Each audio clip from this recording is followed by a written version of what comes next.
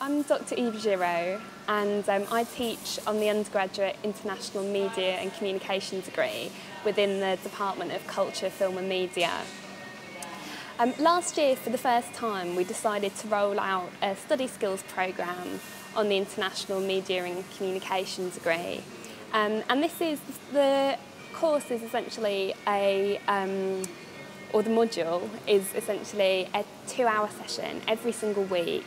And it is credit bearing, 20 credits in the year overall, and which means essentially 10 credits per term, because it's a kind of year-long module that students do. And the aim of the module, where it really came from, was that we'd noticed that we spent quite a lot of time in the first year helping students get their essay writing, get their research skills, to the necessary standards and the necessary quality to do really well in second and third year. And we were having to spend time in other modules working on those types of skills. And what we felt was that if we dedicated a particular module to study skills, then that would kind of help enhance the degree programme as a whole and allow them to go straight into second year with the confidence to do really well at academic work, from the off. We also felt that we had a very international degree programme, and it was really important to have a space where students could get to know each other without the pressure of content-led modules, and that this could help aid integration on such an international degree programme. How it was organised was, in the first term we focused on developing students, basic research, writing and other skills, which included sort of presentation skills and exam kind of type skills. And what was important, I think, about the way we approached these topics in the first term was, even though they sound like quite generic academic skills, we really worked to make sure that they were absolutely very much linked in with the type of content we were doing within our degree programme. So, for instance, we have a particular session on library skills, where I kind of physically took the whole class to the library and got them to find certain texts that were directly relevant to their core first year modules. And in doing this, it just made it made students much more confident about using the resources here at Nottingham, but B, it showed them how to find exactly the type of texts they'd need for this particular degree programme. And I did a similar session in a computer lab with electronic resources. So basically everything on the course was directly tailored to fit within our degree programme and to enhance our existing content. And this really helped students to see exactly how their skills could be directly applied to the degree. The other project that we did, which was in the second term, was a more group-oriented project. And essentially at the start of term, I split the students up into small study groups, and their task for the whole term was to develop a particular publication which they kind of put together themselves as a group, develop the content for as a group, designed, within their groups. And the publication was a guide for Nottingham University students, and they had to put together these guides, and they had to have an opening section that explained to students how best to approach study.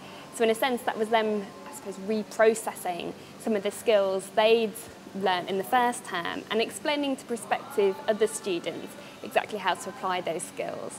So that really helped students, I think, get it much clearer in their own heads how to approach academic work. And I can show you a couple of examples of them now, just to give you a sense of the sort of good work that students produced. So this is an example of a particular project by students, which I thought entailed an incredible amount of effort and that I was really pleased with. And as you can see, it's the University of Nottingham Guide for Dummies. But what was particularly helpful about this guide is, as well as being incredibly comprehensive and containing almost every piece of information that you need to know about being a new student, and particularly about this degree programme, is that they did the whole thing through the lens of a character. So this is Simon the Thresher, and it's very useful is that Simon is an international student. So throughout the pamphlet you kind of get useful advice about what you might need to do when you're an international student. This is another project.